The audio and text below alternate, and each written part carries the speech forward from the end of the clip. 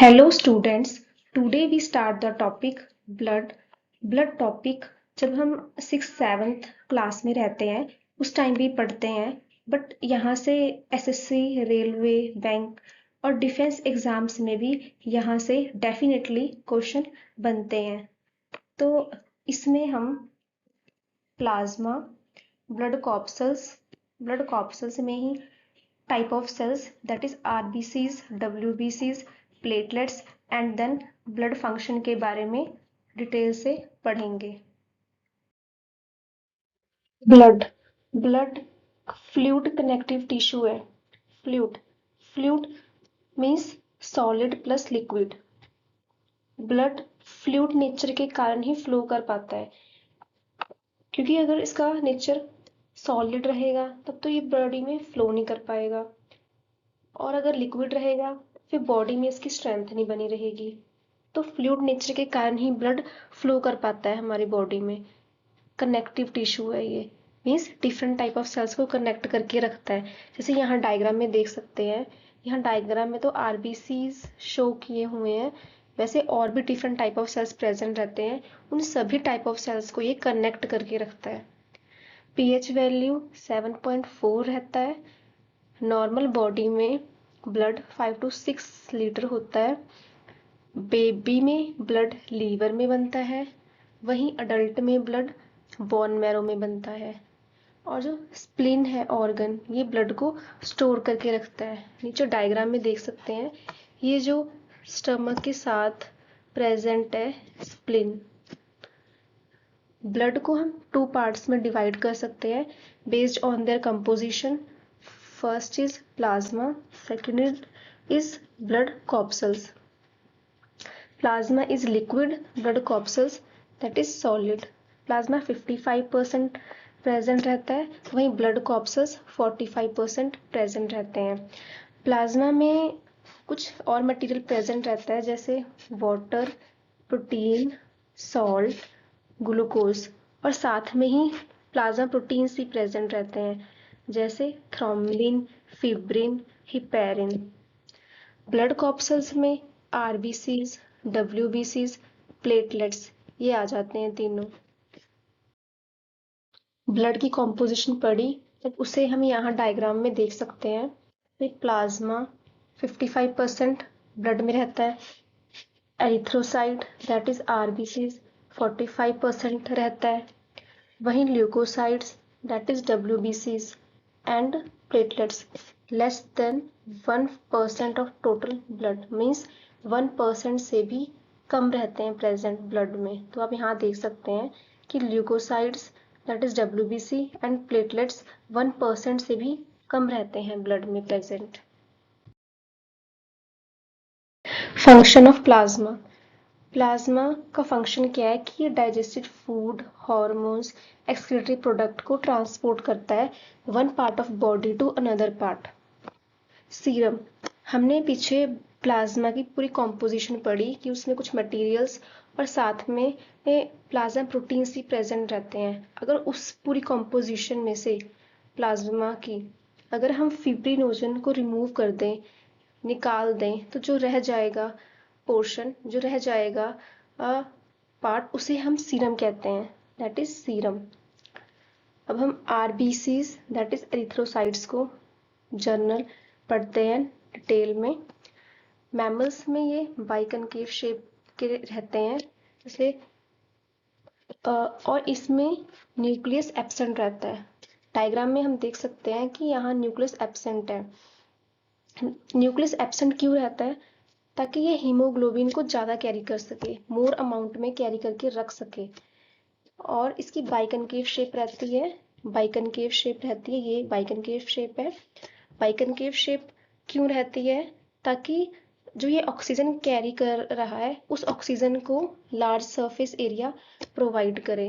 जब हमारी बॉडी में ब्लड मूव कर रहा है one part of body to another part of body, तो ऑक्सीजन को ये ज़्यादा सरफेस एरिया प्रोवाइड कर सके, तो इसलिए इसकी बाइकनकेव शेप रहती है।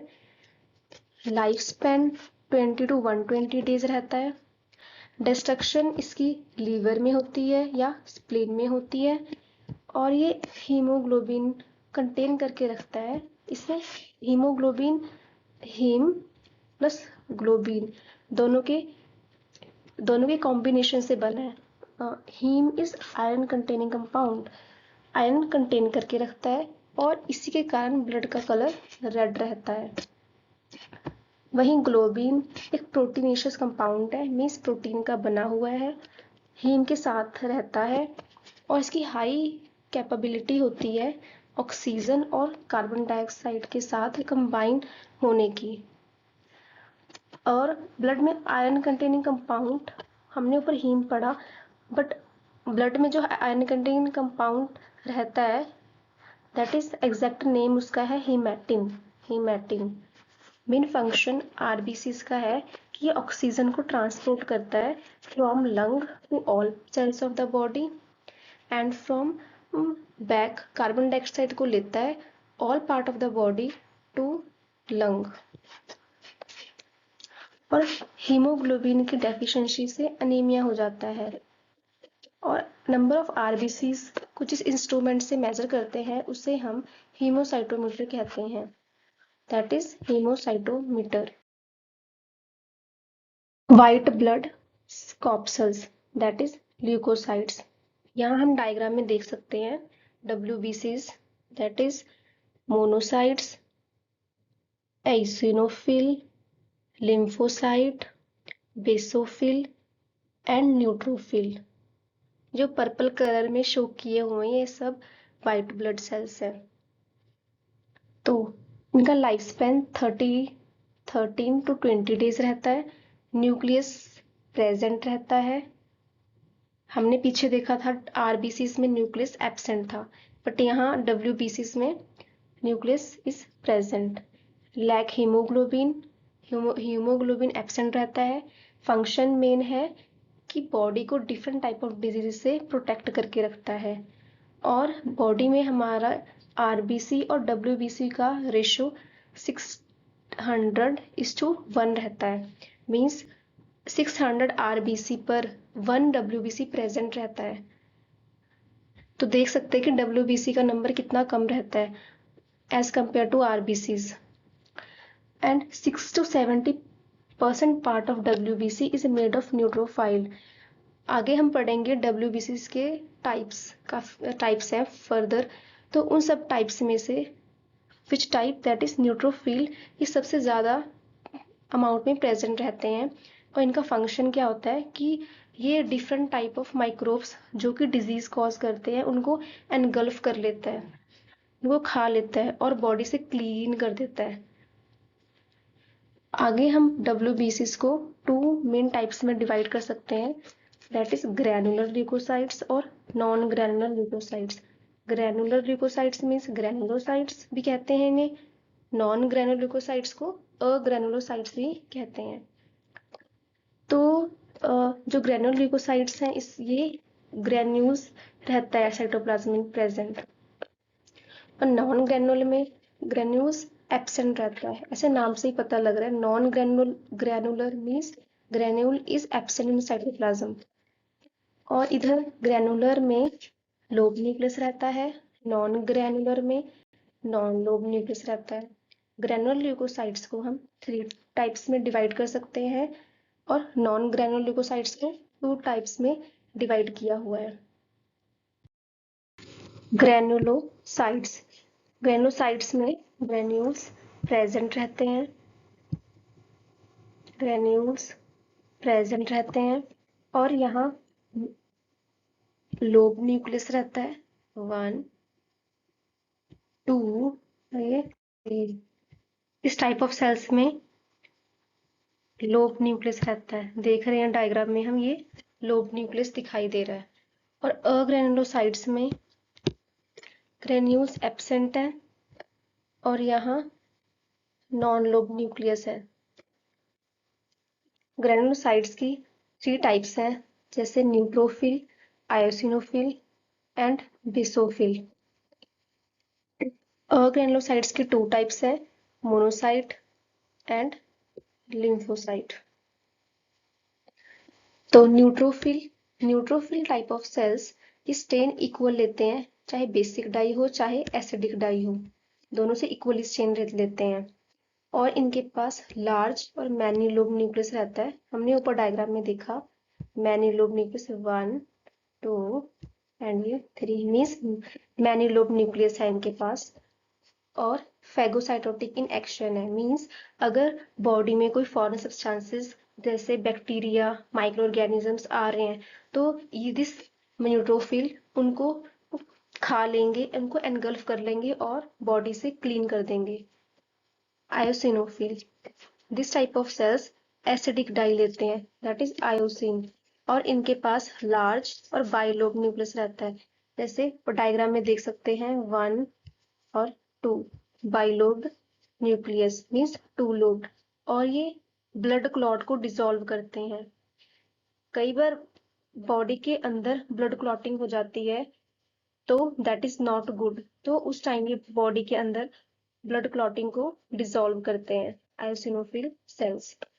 बेसोफिल, ये type of cells basic dye लेते हैं, that is methylene blue.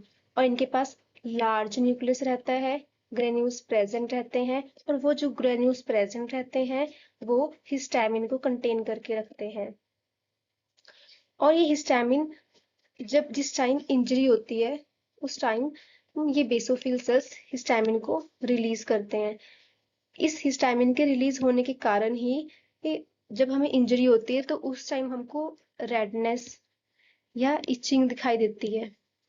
Redness हो जाती है या इचिंग होती है, वो इसी हिस्टामिन रिलीज होने के कारण ही होती है।